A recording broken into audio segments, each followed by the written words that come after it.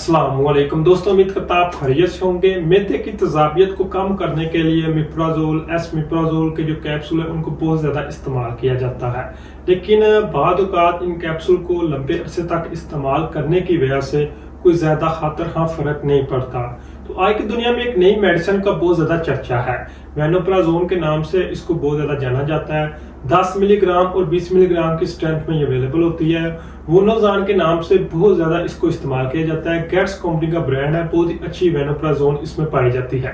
तो आज की वीडियो में हम इसको डिटेल के साथ डिस्कस करेंगे। एक्चुअली इस मेडिसिन का मिप्राजोल के साथ क्या डिफरेंस है, किन किन पर्पस में हम इसको इस्तेमाल कर सकते हैं, कितनी मिकदार में एक दिन में इसको इस्तेमाल करना चाहिए और इसकी साइड इफेक्ट और एहतियात क्या है।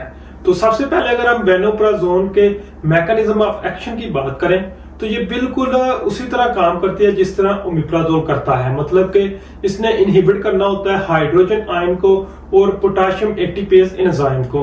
तो इसको हम प्रोटॉन पंप भी कहते हैं। तो फिर इन दोनों में फर्क क्या है? तो एक्चुअली जो ओमिप्राजोल होते हैं वो इरिवर्सिबल बाइंड करते हैं। उनकी जो बाइंडिंग होती है वो कोवलेंट होती है, इतनी ज्यादा स्ट्रॉन्ग बाइंडिंग नहीं होती। लेकिन वेनोप्राजोल जो कि डायरेक्टली बाइंड करती है और बहुत स्ट्रॉन्ग बाइंडिंग होती है और मैदे में जो तेजाबियत होती है उसको फौरी तौर पर कम कर देती है। लेकिन जो ओमिप्राजोल है वो बहुत ज्यादा वीक बाइंडिंग की वजह से और बहुत ज्यादा कम कहने के इसका जो असर होता है वो हमें मिलता है। इसी वजह से वेनोप्राजोल को हम पोटेशियम कॉम्पिटिटिव ब्लॉकर भी कहते हैं और ये डायरेक्टली बाइंड करने की वजह से बहुत ज्यादा तेजी के साथ जो तेजाबियत वगैरह का मसला होता है उसको कम कर देती है। अगर हम वोनोजान टैबलेट के यूजेस की बात करें तो वोनोजान टैबलेट को गर्ट के पेशेंट में हम इस्तेमाल कर सकते हैं। गैस्ट्रो इसोफेगल रिफ्लक्स डिजीज का अगर किसी को मसला है तो उसमें इसका बहुत ही अच्छा रिजल्ट है। इसमें होता क्या है कि मैदे में तेजाबियत वाला मादा ज्यादा बनने की वजह से खुराक की नाली में आ जाता है, जिससे सीने में जलन का मसला बहुत ज्यादा देखा गया है और बाद औक़ात ज्यादा मादा तेजाबियत का बनने की वजह से उल्टी वगैरह भी आ जाती है।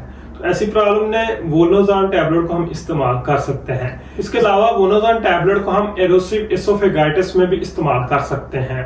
मतलब कि खुराक की नाली में सोजिश वगैरह का हो जाना, खुराक की नाली में इचिंग वगैरह का हो जाना, ट्रिकिया से लेकर मैदे के जो ऊपर वाले हिस्से तक खुराक जिस नाली के जरिए से जाती है उसको हम इसोफेगस कहते हैं।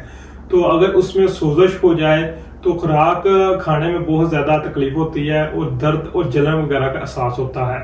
तो इसके ट्रीटमेंट में हम वोनोप्राजोल टैबलेट को इस्तेमाल कर सकते हैं। इसी तरह वोनोप्राजोल टैबलेट को अगर किसी को एच पाइलोरी का मसला है तो उसमें भी इस्तेमाल किया जा सकता है। तो बिल्कुल मिप्राजोल की तरह ही इसको जो प्रॉब्लम्स में मिप्राजोल यूज की जाती है उसी तरह वोनोप्राजोल को भी इस्तेमाल किया जाता है। तो इसके साथ एंटीबायोटिक के कॉम्बिनेशन में हम वेनोप्राजोल को इस्तेमाल कर सकते हैं, क्योंकि एच पाइलोरी के ट्रीटमेंट में अक्सर साथ एंटीबायोटिक और पीपीआई का कॉम्बिनेशन दिया जाता है। तो पीपीआई की जगह हम वेनोप्राजोल को इस्तेमाल करेंगे, साथ में जो एंटीबायोटिक है उसको यूज करेंगे। इसी तरह अगर किसी को पेप्टिक अल्सर वगैरह का मसला है तो उसमें भी हम वेनोप्राजोल टैबलेट को इस्तेमाल कर सकते हैं।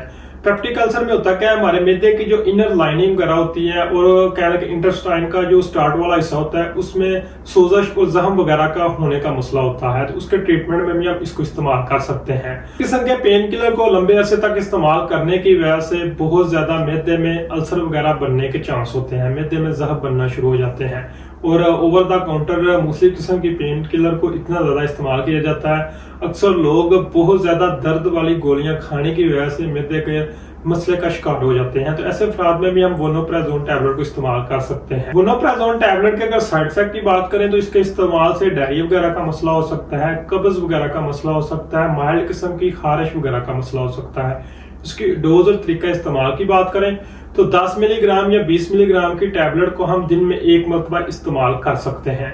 कंडीशन के हिसाब से तय किया जाता है कि 10 मिलीग्राम को इस्तेमाल किया जाए या 20 मिलीग्राम को इस्तेमाल किया जाए। और इसका ये भी एडवांटेज है कि इसको खाली पेट इस्तेमाल करने से और खाने के बाद इस्तेमाल करने से किसी भी किस्म का रिजल्ट में फर्क नहीं पड़ता, क्योंकि मिप्राजोल को खाली पेट इस्तेमाल करने से ज्यादा अच्छा रिजल्ट मिल जाता है। ये खाली पेट भी अच्छा रिजल्ट प्रोवाइड करती है, खाने के बाद भी आप इसको इस्तेमाल कर सकते हैं।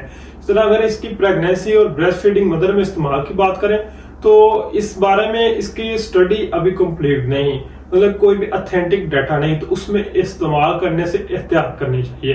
उम्मीद करता हूँ आज की वीडियो से आपको फायदा पहुंचा होगा। वीडियो अच्छी लगे तो वीडियो को लाइक कीजिए, चैनल को सब्सक्राइब कीजिए। मिलते हैं नेक्स्ट वीडियो। अल्लाह हाफिज।